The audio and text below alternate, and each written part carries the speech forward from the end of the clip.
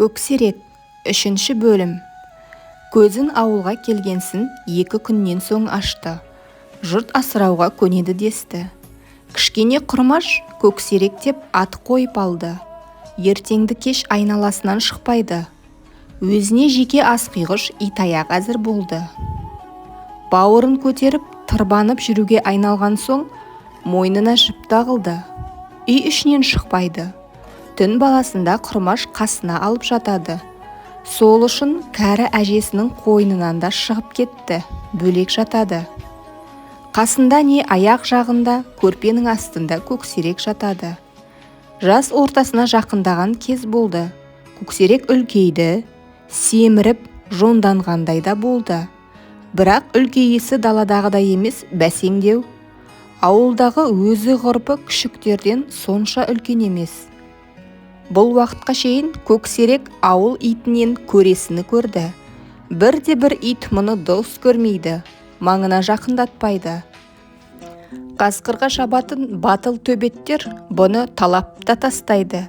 Өзге көп итте ырылдап үріп, кейде тап беріп, әр жерінен тістеп тартып кетеді.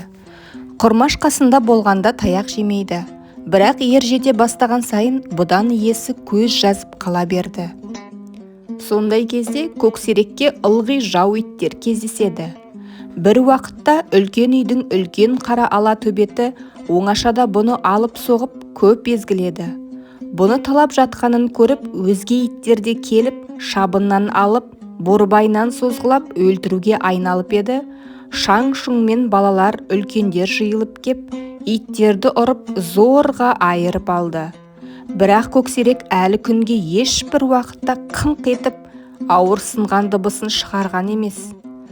Талаймын деп ит ұмтылса, жота-жоны үрпиіп, үдірейіп тұрып алады. Тісі батып, қинап бара жатса, дыбыссыз ғана езуін ыржитады. Кәпір қырыс тағы емес пе? Кеудесін бермейді, жасымайды, деп ауыл аңыз қылады. Сонымен қатар Көксерек жайында ауыл үйдің қатындары әр алуан өсекте таратып жүрді. Ұры, асырасаң да мал болмайды, тұқымы жау емес пе? Десті. Кейбіреулер түнде қозының құйрығын иіскелеп жүреді, қойды үркіте береді.